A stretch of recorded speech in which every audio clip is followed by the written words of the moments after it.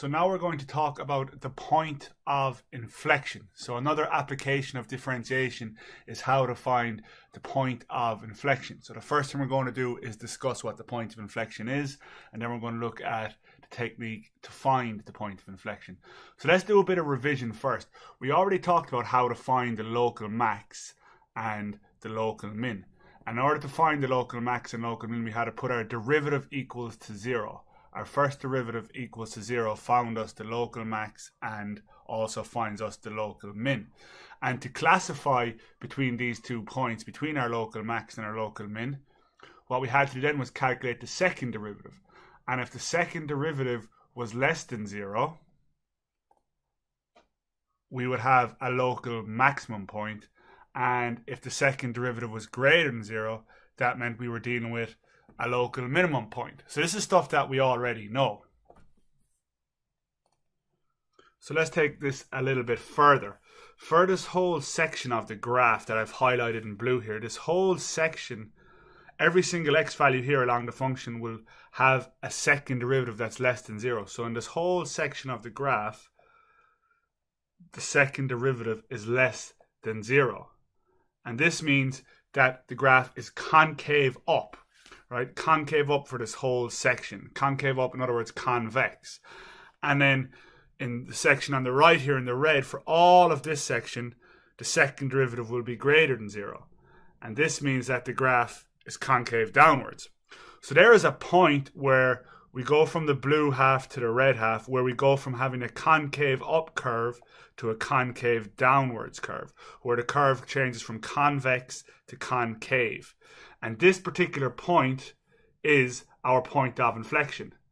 All right, the point of inflection is the point on the graph where the curve changes from convex to concave, or in other words, from concave up to concave down.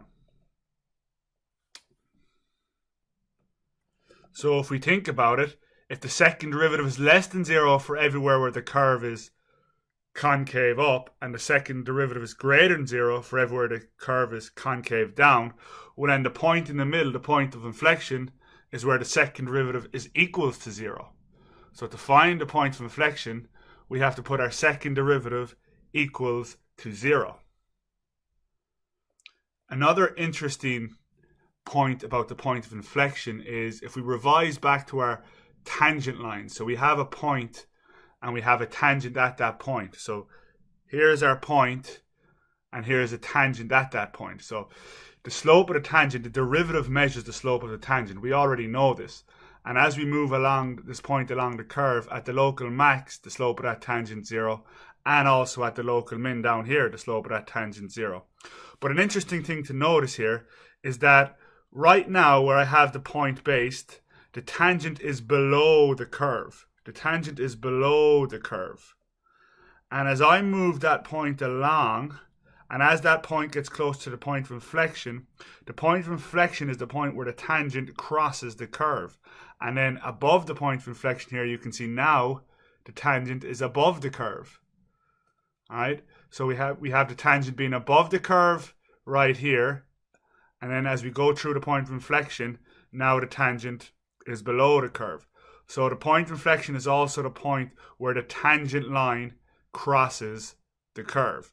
And we know in order to get the point of inflection, it is a point where the second derivative is equals to 0. So let's have a look at an example. Now this particular function is the function y equals x cubed plus 3x squared minus 24x plus 11. That's the same function we used when we were trying to find the max and min. So I'm going to calculate the point of inflection of this function by setting the second derivative equals to 0. So we have the function y equals x cubed plus 3x squared minus 24x plus 11.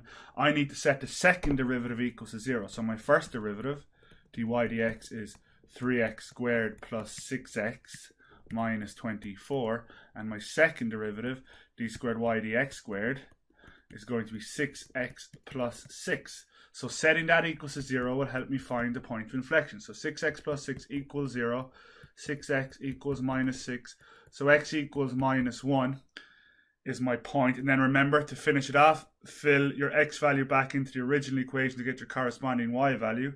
So y will equal minus 1 cubed plus 3 times minus 1 squared minus 24 times minus 1 plus 11. So my y value in this case will be 37. So the point of inflection, therefore, is the point minus 1, 37.